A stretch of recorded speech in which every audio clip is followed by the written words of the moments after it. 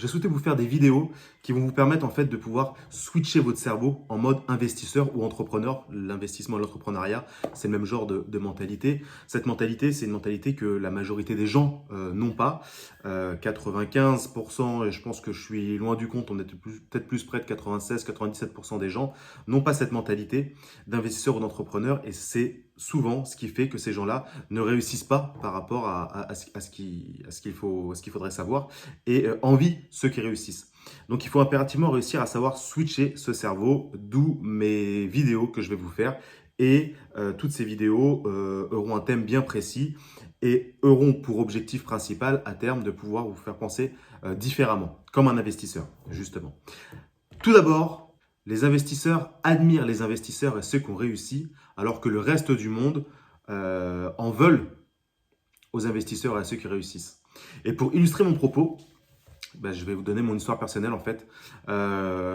J'ai même pas 19 ans. Mes parents, mon père, suite à un licenciement économique, doit partir en province avec ma mère et mes frères et sœurs. Moi, j'avais des projets en région parisienne. À l'époque, je pensais pas investissement, entrepreneuriat, j'y connaissais rien du tout. Je voulais être pompier professionnel, ce que j'ai réussi à faire par la suite. Et donc, les concours et tout ce que j'avais, ma vie était en région parisienne. Donc, j'ai voulu rester en région parisienne.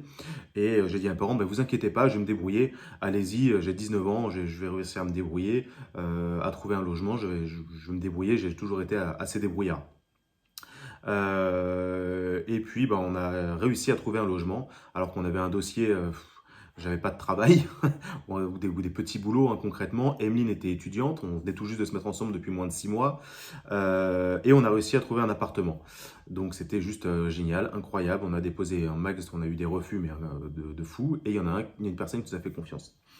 On rentre dans le logement est super bien, nickel, il n'y a pas de souci. Et puis quand je parle avec les autres locataires de l'immeuble, c'était une ancienne grande maison, une ancienne meulière divisée en plusieurs appartements. Les autres locataires avec qui je discute me disent ouais, tu le connais le propriétaire? Non, non, pas du tout. Enfin, je connais son nom, son prénom, mais c'est tout. Je n'ai jamais vu, puis j'avais eu affaire à sa femme. Moi, c'est même pas lui avec lui que je traitais et tout. Ah ouais, je peux te dire que c'est un bel enfoiré. Regarde, nous, on est dans un appartement là ici, puis lui, il roule en Porsche. Bref, ils ont déblatéré sur lui pendant X temps. Alors, je me suis dit, putain, c'est quoi ce mec, quoi? Et un jour, je le croise. En effet, alors, c'est ce qu'il disait, hein, il était en costard, Porsche, beaucoup au téléphone, parce qu'il y avait beaucoup de choses à faire. Et puis, moi, j'ai toujours été à vouloir m'intéresser aux gens et à comprendre. Et sa femme était super sympa. Et je parle un petit peu avec sa femme. Et après, lui, je l'ai rencontré également. Et maintenant, d'ailleurs, c'est un grand investisseur. Et aujourd'hui, c'est l'un de mes mentors. Et j'ai connu son histoire. En discutant avec son épouse, et lui, après, c'était greffé à la discussion.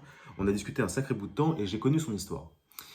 C'est un immigré tunisien qui est venu en France, qui parlait à peine français, qui n'avait pas de logement, qui a vécu donc dans la rue pendant X temps en étant livreur, et il livrait des colis, et il livrait même 2 fois plus de colis que les autres, pour pouvoir s'en sortir, tout en dormant à la rue, que concrètement, il n'y a pas d'autre mot, en parlant à peine français, et puis la précarité, l'extrême précarité, la misère dans laquelle il pouvait être. Et quand ses amis livraient des colis, lui, il livrait aussi des colis, mais il avait une telle motivation de vouloir sortir de la rue qu'il livrait 2 fois plus de colis que les autres, ce qui lui a permis de pouvoir un petit peu épargner et commencer à mettre un petit peu d'argent en banque et à commencer à investir, etc. Et de fil en aiguille, aujourd'hui, ce gars-là, c'est l'un des plus gros promoteurs immobiliers tunisiens. Ouais, l'un des plus gros. Je ne sais pas si c'est le plus gros, mais en tout cas, c'est l'un des plus gros promoteurs immobiliers tunisiens 30 ans plus tard. Et quand je discute avec lui, je me rappelle très bien, on est juste devant la maison, au niveau de la rue. Il y a son épouse qui est là également, et il me dit, je suis content parce que voilà, j'ai réussi dans la vie, je suis parti de rien. C'est le moins qu'on puisse dire. Je suis content parce qu'aujourd'hui, j'investis, etc. Et le fait d'avoir de l'argent me permet déjà de pouvoir mettre mes enfants à l'abri. Et deuxièmement, me permet de pouvoir aider les jeunes comme toi qui n'ont pas de logement.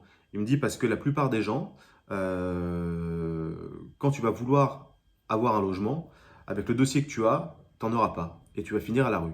Et moi, ça, je l'ai connu, je l'ai vécu. Et je me suis dit, je veux pas qu'il y ait d'autres jeunes qui le vivent également. Donc en fait, Tous les locataires, vous voyez quoi? Vous voyez un mec en costard, toujours au téléphone, vivre à 100 à l'heure, rouler dans une magnifique Porsche. Ils disaient, mais c'est un enfoiré, il fait que prendre du pognon, etc.